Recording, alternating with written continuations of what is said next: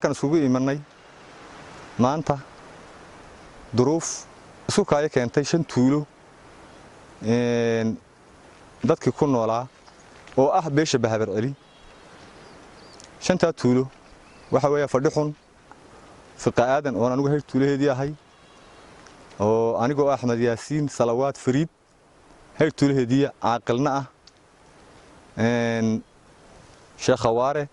Tabadilaa wadajir intaasoo tuulo deegaanka ku nool oo beesha Bahabar Ali iyaalkan isugu imatay waxaan dawladda Soomaaliland ogeysiinaynaa dhibta wali wax alle waxa ay nooga qabatay aan maanta ka cabanayno dawladda ugu cabanayno 13 bilood waxay nooga qabatay ma jirto maalintii isku ka dambeysay ee wadajir shirkii u dambeeyay wasiiradu yimaadeen waxay noo joogtay gacan ku dhiglayaashii hana loo keeno maxkamadaha loo soo joojiyo jawaab kama hayno wali waxay noo soo qabatay oo kaalay oo maxkamadii ka hadlaysay inay ma jirto sida darteed waxa maanta isu kaay duruufta isu kaay keentay ilaa maalintii waxa nagu socotaa kii dibta noo geystay ee naga dhagaroobay oo maalin kasta dacwad nagu wada oo nu xilxiranahay wixii inta tuulo ragii ilfoodkii een heertuleeshadu kamid ah 4 bilood baan xidhnaa xasanna ilmaadeen rumaanahay waarisadii baan ahay wax laga weydiinay wali wax dawladda iga weydiisoon diiday ama aan yeelay midna ma jirto wali deegaanka aan sheegayno ee gobolka Sileel kamida ee 5 tuulo ah wax tal laga weydiiyay ma jirto kan nasan laanaay kii dibta noo geystay oo gacan ku dhigliisi waxba nolol soo qaban waxa dishay ninka shirqool baa lagu dilay 9 oday baa maamulka gobolka u cadeysay inay dilayaan habeen dambe waxa dhacday ilaa iyo maalintii ilaa hadda in waxbaan dilayay socoto nin iska nool wadankan ku dhaata hadii jeer fiqaadan baan leeyahay Sheekh Waaran leeyahay Dabadilac baan leeyahay u leeyahay in iska nool oo waxba aanan qabin intuu qaaday dalka Djibouti oo ku soo aasay nolosha oo ku aasay aan ugu socota anaga hebel ku yaro kurayo arayagay haduu raada qaada mas'uulka dhana heertuulaha dawladda kamida dawladda u jooga aaqilada nabadgelyada gacanta ku haya ee maalintii halka la isyirid nabadgelyada gacanta Bahabar Ali ku hay dadkaygeeda ka laalaadina ka shaqeynayna 9 bilood ayaa anagu xasan wax walba gacan ku dhiilashay noqon bismillaahir rahmaanir rahiim anigu waxaan ahay heertuulihii Sheekh Waare 13 bilood ka hor hay ka soo qayb galeen wasiiro hay nagu goobaabiyeen nabadgelyada xira aqbaar gacan ku dhiiglihiina waan ku dooni 40 cisho gudub dabadii kadib inta waan sameeyay dawladdii sidaa waxaan uga suugaynay dawladdeedii wahayd diinteedii iyo dalkayaga iyo dawladdeena midna ku gafnaana kuma doonin annagoo dhisana inta u sameeyay abaalgudkeedu wuxuu noqday 5 tuulo fiqaadan fadhixun Dabadilaac Sheekh Waare walijir 5 tuulo wixii mas'uul ahaa oo dhan abaalgud xarig baa dhigtay waxaan u qalmi weynay ballankii caynka ah ee mas'uuliyiintu noo qaaday Soomaaliland loo qaaday ma waxay nagu qancin weyday waxay nooga hayso waxaan u arkay dadka inba aad loogu dhawaanigul yahay taraad bolojis bixiyaan maqlay bolojisku ina nagamad gobol baa fiindi maaha intaasoo aaqila baa loo xiray intaasoo heertiyaa loo xiray wax ka dhintay ma jirto annaka oo qabriga ku jiray wali waxba loo qab waxaan leenahay Soomaaliland mas'uuliyiinta cadaalad taas ka koob hoos loo day halana noo keenay dambiilayaasha xakamadda taas ku bogsanaa har iyo jeer wuxuu sheegay dalahay ka degan yihiin Bahabar Ali haduu ila degan yahay ama ila leeyahay shalay nabwa waa la iga dilay ciyaal baa dilay waxa loo dhoofiyay dalka jaarka anigu ninku muwaadinku halkiisu ku dhintaa lagu daweeyaa hadii wax lagu qabo hadii wax ku qaban lagu daweeyaa taa dal lagu ma sheegan karo fiqaadan Sheekh Waare Dabadilac waa dalkayga laga soo kiciyo taana waxaan leeyahay aflagaado halkii qabrigii ku soo doontay kii ooyay qabriga dul hurday dul jeefay ee beerta qodanayay habeenkii ay habishis toddobaad sodokeedii labadii habeenimo ku galay lug dawladda aba subax ugu timid oo ka maraga xabadda maqlays waxba laga ma qabin war ma dadka waxa leeyahay inuu baa loo dhagal gul yahay go'aanadii shirka ka soo baxay ee shanta tuule iskugu yimaadeen garaadlahoodii ay halkan maanta iskugu yimaadeen waxaa ka mid ah inaan horta wax cola iyo wax dila oon u diyaarnahay annagu hadday tahay kuwa naga soo horjeeda iyo hadday cid kaleba tahayba ma jirto dadka yagii dhibanaha ahaa ee dadkoodii maqnaa ee ninkoodii wadajir ku aasan yahay dil kaloona noo geysta maahayna weli ma hayno annagu wax samirsiina hadalka san waa lagu samraa allah ku naxariistana waa dani jeelasha ku jiray baan ka mid ahaa oo 4 bilood la sheegay soo liqay waa shalay wuxuu lahaa inna lillahi inna ilaihi raaji'uun nin dhagax lagu dilay baan aasaya waka adarkaysiin isaga dul joogay oo hadii la yiraahdo kafaka geliyay oo sida uu dul joogay halkuu ku geliyay iyo halkuu maxay hayday ku aasayayba barannaka nala joogay oo yaa la joogay oo arkayay maahay shalayna wuxuu lahaa been baa la noo sheegay oo wax baas oo cali sabiix iyo meel kale joogay baa ninkii waan aasnay waxa beesta sheegay waa isaga waxa shaydaanka kolba cod ku hadlayana waa isaga ninkaasi had iyo jeer wuxuu hadalkiisu ka hadhi leeyahay oo yiraaha annagoo ciisa dalba naga haysta shanta tuule xoog baan ku qabsanaynaa baafkiisa ka sheegay halka ninkali ee uu sheeganayo dalka ilaahay baan u ogolahay annagu ilaahay inta ka sokaysana waxa jira maamul iyo dawlad sharciyada siyaad bare iyo inta ka horeeyay la baxshay dawladdu ogtahay hadduu isagu ka sarreeyo leeyahay dawladda ma ogoliye wakaade beerti agoonta wali lagu leynay nin wadanayhina daawiciisa ma geysta cali sabiix nin wadanihi oo wadan kale daawiciisa cali sabiix ma geysta annaka waa lana daawaca waa lana dilaa dhakhtarada Soomaaliland iyo maxay hayday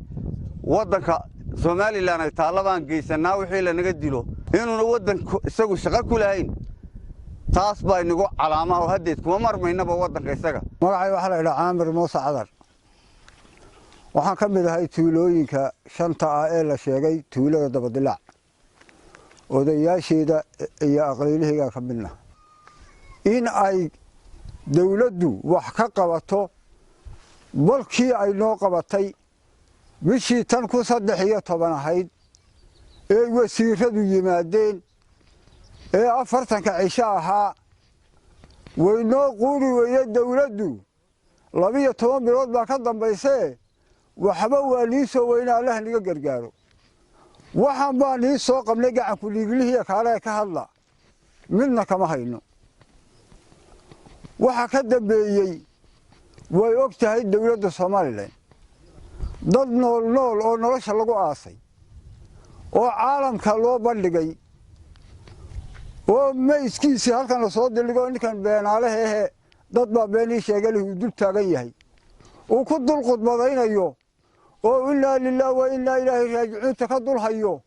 caalamka maraka ah oo daawaday oo dhageystay hadalkiisii nikaas waxaan doonaynaa dawladdu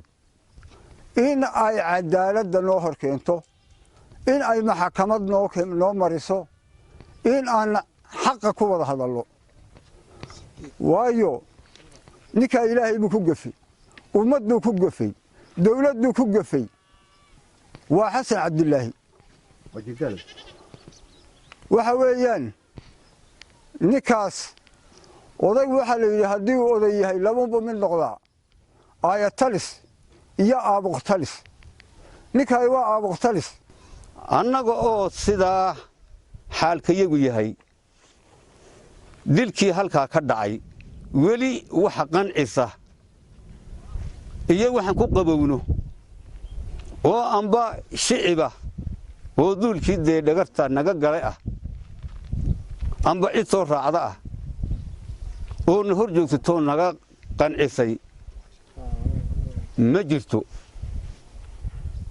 nabadgelyada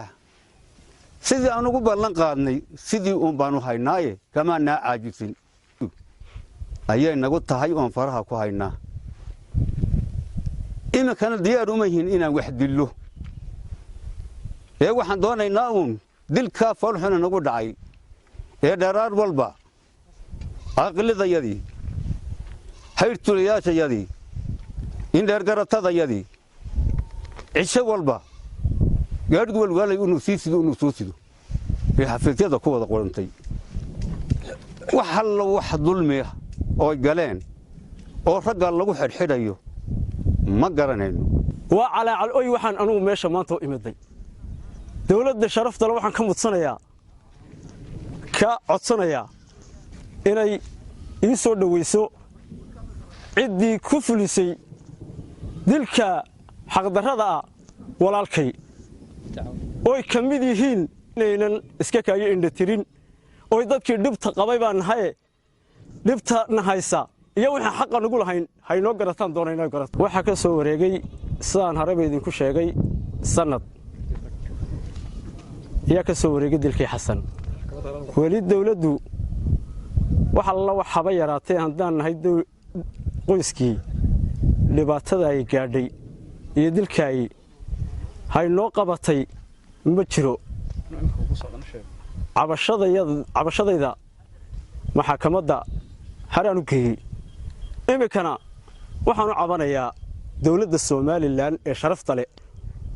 inuu ninkaa dhagarqabaha ee lagu sheegay odayadii iga horraysaday ay soo taabteen jidal canwarka noqday